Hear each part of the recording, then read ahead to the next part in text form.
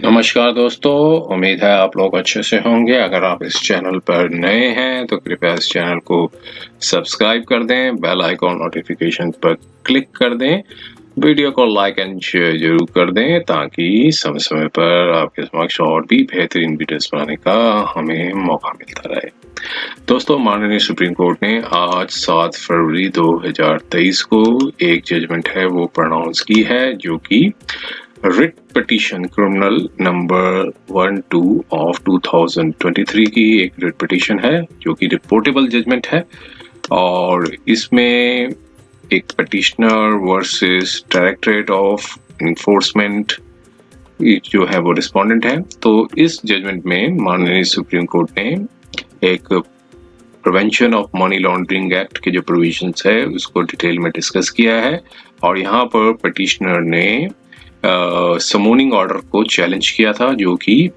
Prevention of money laundering act के अंदर उनको दिया गया था और यहाँ पर जो चैलेंज का जो ग्राउंड्स था वो एक टेरिटोरियल ज्यूरिसडिक्शन के आधार पे समोनिंग ऑर्डर को चैलेंज किया था। लेकिन माननीय सुप्रीम कोर्ट ने सारी प्रोविजंस को डिटेल में डिस्कस करने के बाद ये कंक्लूजन निकाला कि जो टेरिटोरियल ज्यूरिसडिक्शन का जो इशू है वो ट्रायल कोर्ट में ही डिस्कस जो है चैलेंज किया जा सकता है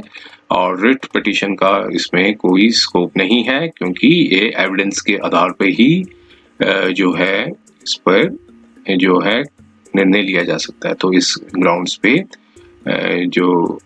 पिटीशन थी रिट पिटीशन थी उसको खारिज कर दी गई।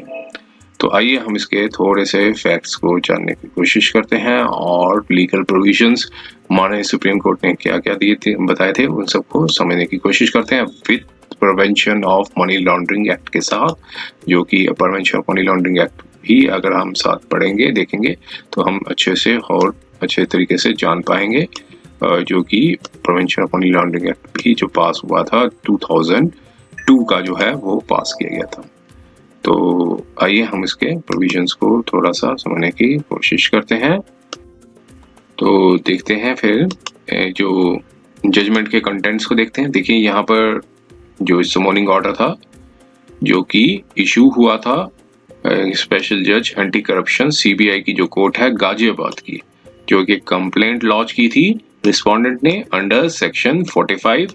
Read with section 44 of money laundering act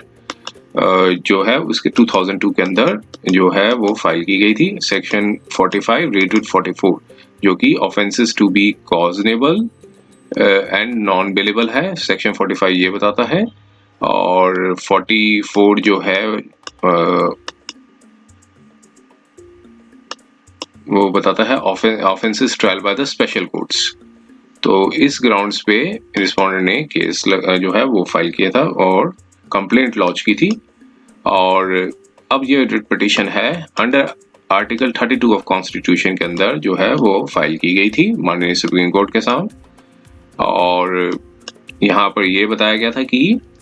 एक क्राउड फंडिंग कैंपेन था वो चलाया गया था पिटिशनर द्वारा जब वो पेंडेमिक था। तो इस जिसमें क्राउड फंडिंग प्लेटफॉर्म जो काफी फेमस है वो 3 कैंपेन्स जो है चलाए गए थे अप्रैल 2020 से लेकर सितंबर 2021 तक, और जिसमें मुंबई जोनल ऑफिस है इन्फोर्समेंट डायरेक्टरेट का, उन्होंने इंक्वायरी की थी against the petitioner under the foreign exchange management act जिसे FEMA एक्ट कहते हैं बाय ऑफिस ऑर्डर 3/8/2021 का। और इसके बाद कंप्लेंट लॉन्च की गई थी 7/9/2021 को एक कंप्लेनेंट ने जो कि एक IT सेल के हैं और FIR number so Indirapuram police station Ghaziabad में दाखिल की गई थी under section 403, 406, 418, 420 read with section 66 of information technology amendment act 2008 and section 4 of the black money act. ये कंप्लेंट इन प्रोविजंस में FIR जो है वो लॉन्च की गई थी। मीन टाइम में पिटिशनर ने एक ऑर्डर मिला पिटिशनर को under section 37 of FEMA read with section 133 sub part 6 of information tax income tax act 1961 जो कि मुंबई जोनल ऑफिस से मिला था इन्फोर्समेंट डायरेक्टरेट्स वहां पे सर्टेन डॉक्यूमेंट्स जो है वो मांगे गए थे इनसे, और जो है जो ऑलरेडी डॉक्यूमेंट्स पिटिशनर ने सबमिट किए थे इन एडिशन टू, उसके अलावा जो डॉक्यूमेंट्स है वो मांगे गए थे, जो कि प्रीवियस ऑर्डर आया था 3/8/2021 का by same Mumbai zonal office में। और डिटेल रिस्पांस था, जो पिटिशनर ने detail response Mumbai zonal office में दे दिया था। तो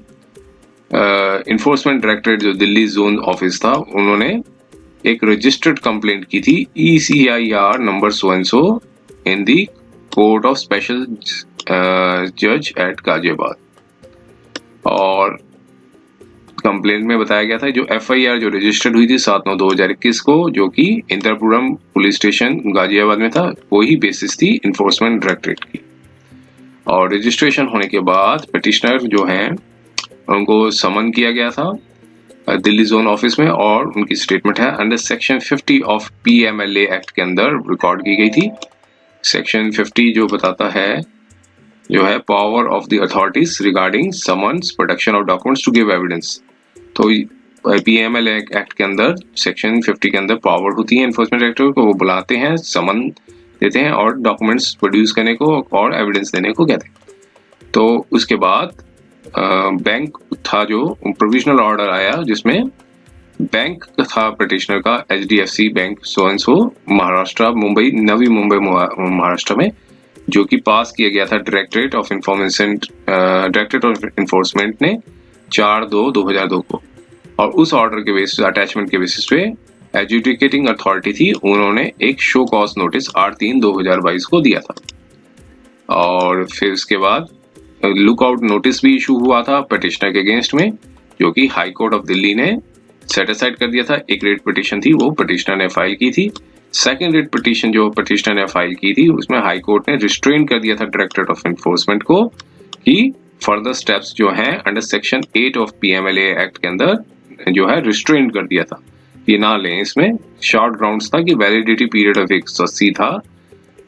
जो कि प्रोविजनल अटैचमेंट था, वो स्टैच्यूटरी खत्म हो रहा है 4/8/2022 को। और उसके बाद कोर्ट ऑफ स्पेशल जज anti corruption CBI court Ghaziabad ने एक ऑर्डर पास किया था 29 नवंबर 2022 को। उसमें कॉजन्स लिया था कंप्लेंट का, जो कि लॉन्च की थी रिस्पोंडेंट ने, और समोनिंग ऑर्डर्स था वो पास किया था अपीयरेंस के लिए, जो कि इस रिट पिटिशन में जो कि चैलेंज किया गया 13/12/2022 को। उसके बाद जो अपीयरेंस के लिए 13/12/2022 को दिया गया था। और फिर समोनिंग ऑर्डर के बाद पिटिशनर जो है ने यहाँ पर रिट पिटिशन है वो फाइल की थी, और उसमें बताया है कि जो पैरा नंबर 5 रिट पिटिशन में कि समन्स जो है वो मिले नहीं है इनको, और स्क्रीनशॉट तो E-कोर्ट वेबसाइट से जो केस डिटेल्स थे वो डाले गए, और साथ में प्रिंट आउट था कॉपी ऑफ समोनिंग ऑर्डर था, वो फाइल किया गया था रिट पिटिशन में। और यहाँ पर जब चैलेंज किया गया तो फिर एक लिमिटेड क्वेश्चन था, वो था सिर्फ टेरिटरी जुरिस्डिक्शन का, वही चैलेंज किया गया कि समोनिंग ऑर्डर जो है वो और किसी ग्राउंड पर नहीं किया गया, बस कि ये एक लैक ऑफ टेरिटरी जुरिस्डिक्शन है, टेरिटरी जुरिस्डिक्शन नहीं है इसमें, इसी ग्राउंड्स पे चैलेंज किया गया। और कंटेंशन ये थी कि section 44 part 1 of PMLA act ये कहता है कि ऑफेंस जो है वो स्पेशल कोर्ट द्वारा ही किया जा सकता है अगर जहां ऑफेंस कमिट किया गया है। और जो नॉन ऑब्स्टेंटिव क्लॉज है, नॉन विस्टैंडिंग एनीथिंग कंटेन, जो कोड ऑफ क्रिमिनल प्रोसीजर इन 1973 जो सेक्शन 44 पार्ट 1 कहता है, और वो नॉन ऑब्स्टेंटिव क्लॉज से ही स्टार्ट होता है। और सेक्शन 71 जो एक्ट है वो ओवरराइडिंग अफेक्ट करता है PMLA का, मींस जो PMLA का जो एक्ट है वो दूसरे जितने भी प्रोविजंस ऑफ लॉ हैं उसके ऊपर ओवरराइड करेगा जब इसमें जो है ट्राइड किया जाएगा केस, मतलब जो इसमें समन्स इशू किए जाते हैं तो। और फिर इसके बाद एक जजमेंट है उस पर रिलाई किया गया था जो Vijay Mandal Lal Chaudhary and others versus union of India. और अब सारे प्रोविजंस देखने के बाद यहाँ पे यहाँ पर यही प्रेयर की गई थी कि चूंकि जो ऑफेंस है वो मनी लॉन्ड्रिंग का जो ऑफेंस है वो उसका जो कोई भी ऐसा ऑफेंस नहीं है जो स्पेशल कोर्ट गाजियाबाद में कमिट किया गया हो। पिटिशनर का बैंक अकाउंट जो है वो जहां प्रोसीड्स ऑफ द क्राइम जो डिपॉजिट किया जाता है वो एक नवी मुंबई में महाराष्ट्र में है, और प्रोसीडिंग्स जो है attachment of the bank account थी वो भी इनिशिएट न्यू दिल्ली में की गई है। और कंप्लेंट को वहां लॉन्च करना वो एक abuse process of the court है, और चूंकि जो कंप्लेंट डाली गई है वो जिस कंप्लेंट ने डाली है वो एक कम्प्लीटली विशिएटेड है, और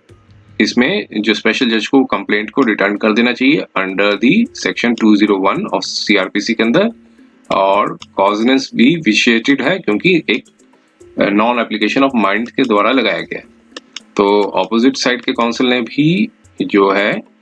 अपनी अपोज किया। अब यहाँ पर दो क्वेश्चन ऑफ लॉ है वो फ्रेम किए गए थे इस रिट में कि whether the trial of the offence of money laundering should follow the trial of the scheduled predicated offence और वाइस वर्सा। मींस कि जो ट्रायल जो है मनी लॉन्ड्रिंग का वो उसको फॉलो करना चाहिए जो trial of the scheduled offence होता है या और वाइस वर्सा। और फिर दूसरा कि जो स्पेशल जज हैं एंटी करप्शन के सीबीआई कोर्ट नंबर 1 के, क्या वो एक्सरसाइज कर सकते हैं एक्स्ट्रा टेरिटरी जुरिस्डिक्शन को कि जब अलेज्ड ऑफेंस है वो उनकी जुरिस्डिक्शन ऑफ द कोर्ट के अंदर नहीं हुआ हो। तो ये सारे प्रोविजंस को डिस्कस किया माननीय कोर्ट ने, और प्रोविजंस को डिस्कस किया। इसमें बताया कि मनी लॉन्ड्रिंग जो है वो डिफाइंड किया गया है सेक्शन 2(1) सब पार्ट पी ऑफ एक्ट, उसका सेम मीनिंग है जो कि section 3 of money laundering act के अंदर बताया गया है। और जो कोई भी पर्सन जो गिल्टी होता है मनी लॉन्ड्रिंग का, वो अगर कोई डायरेक्टली इनडायरेक्टली इंड्यूस्ड होता है या फिर नोइंगली असिस्ट करता है, और नोइंगली कि वो एक पार्टी है या फिर एक्चुअली इन्वॉल्व है इन प्रोसेस ऑफ एक्टिविटी, तो सच प्रोसेस ऑफ एक्टिविटी जो है वो कनेक्टेड होना चाहिए प्रोसीड्स ऑफ द क्राइम, और इंक्लूडिंग इस और जो कि कंसीलमेंट और पोजेशन और एक्विजिशन इन यूज। तो सेक्शन 3 जो है वो क्लियर करता है कि अगर इन्वॉल्वमेंट जो है वन और मोर एक्टिविटीज के अंदर इन्वॉल्व है, जैसे कि कंसीलमेंट, पोजेशन, एक्विजिशन, यूज और projecting it as a untainted property और claiming it to be the untainted property, तो फिर ऑफेंस ऑफ मनी लॉन्ड्रिंग जो है वो बनता है। तो सेक्शन 3 के दो एसेंशियल लिम्स हैं। और पहले चीज कि इन्वॉल्वमेंट इन एनी प्रोसेस और एक्टिविटी, किसी भी चीज में भी प्रोसेस एक्टिविटी में इन्वॉल्वमेंट होना। दूसरी, कनेक्शन ऑफ सच प्रोसेस और activity to the proceeds of the crime. तो प्रोसीड्स ऑफ क्राइम जो है वो डिफाइंड किया गया है सेक्शन 2 सब पार्ट 1 यू टू मीन्स कि एनी जो प्रॉपर्टी डिराइव की गई हो, ऑब्टेन की गई हो डायरेक्टली और इनडायरेक्टली किसी भी पर्सन द्वारा by any as a result of the criminal activity, जो कि रिलेट्स करते हैं शेड्यूल ऑफेंस में, और द वैल्यू ऑफ प्रॉपर्टी जो ली गई है, और चाहे टेकन ली गई हो या फिर प्रॉपर्टी जो है देश से बाहर ली गई हो, तो प्रॉपर्टी जो equivalent in value held within the country और abroad, then the property is जो ली गई है वो कंट्री में या अब्रॉड में ली गई हो। और पीएमएलए जो है टू प्रोंग्ड अप्रोच करता है, जो पहला जो deal with the proceeds of the crime, और अदर जो है वो करता है कि person guilty of the money laundering. और चैप्टर 3 और 4 जो है मनी लॉन्ड्रिंग के वो बताते हैं proceeds of the crime, process of the attachment, confirmation और इन थ्रू एडजुडिकेशन, और अपीलेट रेमेडी भी है टू द स्पेशल ट्राइब्यूनल। और चैप्टर 7 जो है वो डील करता है prosecution of the money laundering bye the special courts. और सेक्शन 43 जो एक्ट के बारे में बताया कि जो प्रोवाइड्स करता है वो कंस्टिट्यूट करता है special courts by the central government द्वारा, और जो कि कंसल्ट किया जाता है in the chief justice of the high court. और सेक्शन सब सेक्शन 2 जो है सेक्शन 43 का वो एम्पावर्स करता है स्पेशल कोर्ट को जो कॉन्स्टिट्यूट की गई है सेक्शन 43 सब पार्ट 1, और also to try the offence other than जो ऑफेंसेस पनिशेबल हैं under section 4 of PMLA, which accused जो है वो चार्ज करता है with trial under the CrPC. तो दूसरे शब्दों में देखा जाए कि स्पेशल कोर्ट जो है वो कंस्टिट्यूट की जाती है अंडर सेक्शन 43 सब पार्ट 1, जो प्राइमरली जिसका मेन मकसद होता है जो कि ऑफेंसेस पनिशेबल है under section 4, but subsection 2 of section 43 जो है वो एक एडिशनल जुरिस्डिक्शन देता है स्पेशल कोर्ट्स को कि वो ट्राई करें एनी अदर ऑफेंसेस, मींस कोई भी दूसरे ऑफेंसेस जो अक्यूज जो है चार्ज्ड होगा वो by the at the same trial. Section 43 के कंटेंट्स हैं वो यहाँ बता दिए गए हैं। सेक्शन 44 जो है वो डील करता है question of territory jurisdiction bye the special court, जो कि कंस्टिट्यूट की गई है अंडर सेक्शन 43 सब पार्ट 1 के अंदर। और सेक्शन 44 नोट करता है 2 डिफरेंट कॉन्टिजेंसीज के बेसिस पे। पहला जो केसेस जो है शेड्यूल ऑफेंसेस है और as well as the offences of the money laundering committing within the territory jurisdiction of this same special court. और सेक्शन 2 जो है डील करता है court which has the cognisance of the schedule offences in the special court जो which has the same cognisance of the complaint under the offences of the money laundering. तो section 44 के जो contents हैं वो यहाँ read कर दिए गए हैं। तो सारे डिस्कशंस के बाद जो है माननीय कोर्ट ने एक जजमेंट्स को भी डिस्कस किया और यहाँ पर कंक्लूजन पे ये आए कि जो प्रिंसिपल्स जो है सेक्शन 177 और 184 जो है सीआरपीसी के, जो कि ऑल कॉन्टिजेंसीज को डील करते हैं अगर वो थोड़ा केयरफुली देखा जाए और सारे प्रोविजंस को देखा जाए। और सेक्शन 44 जो है जो बताया गया non prevention of the money laundering act के, वो बिगिन करता है non obstante clause, means non withstanding anything content, जो ये इस प्रोविजन से स्टार्ट होते हैं। तो वो सेक्शन 44 सब पार्ट 1 ये डील करता है। तो होल पिक्चर जो है वो कंबाइंड की जाए सेक्शन 44 ऑफ पीएमएलए और section 177 to 184 of the CrPC, ये भी डील करते हैं जो कि टेरिटरी जुरिस्डिक्शन के होते हैं। अब दोनों का स्कीम को देखा जाए तो ये क्लियर हो जाता है कि क्लॉजेस ए टू सी जो सेक्शन 1 ऑफ 44 है वो स्पेशल कोर्ट जो है वो कॉन्स्टिट्यूट की गई है अंदर पीएमएल एक्ट के अंदर। उसकी उनकी जुरिस्डिक्शन होती है कि वो शेड्यूल ऑफेंसेस को देखें, मतलब ट्राई करें। और अगर शेड्यूल ऑफेंसेस जो है अगर कॉजनेंस लिया गया अदर दूसरी कोर्ट द्वारा, तो फिर कोर्ट जो है वो कमिट करेगी same on application of the concerned authority to the special court, जो कि कॉजनेंस है जो कि कॉजनेंस ले चुका है फॉर द मनी लॉन्ड्रिंग के लिए। तो इस क्वेश्चन का जो आंसर था वो बता दिया गया है। और फिर आप अदर कंसिडरेशंस को देखते हुए सेक्शन 44 जो है कोई सेम्बलेंस नहीं छोड़ता है कि दूसरे डाउट के लिए कि मनी लॉन्ड्रिंग जो है वो ट्रायबल होगी by the special court constituted in the area जहां offence of money laundering commit हुआ हो। तो यहाँ पर देखा जाए कि मनी लॉन्ड्रिंग का जो अब सेक्शन 3 की जो डेफिनेशन थी पीएमएलए की उसको एनालाइज किया और यहाँ पर निकल के आया कि जो 5 एक्टिविटीज हैं, 6 एक्टिविटीज हैं, concealment, possession, acquisition, use, projecting untainted property, claiming as untainted property. तो यहाँ पर सारे इंग्रेडिएंट्स को एनालाइज करने के बाद डेफिनेशन जो है प्रोसीड्स ऑफ द क्राइम ये जो है वो फोकस करता है डिराइविंग और ऑब्टेन अ प्रॉपर्टी, जो कि क्रिमिनल एक्टिविटी रिलेट्स करती है शेड्यूल ऑफेंस के ऊपर। और फाइनली यहाँ पर ये निकला कि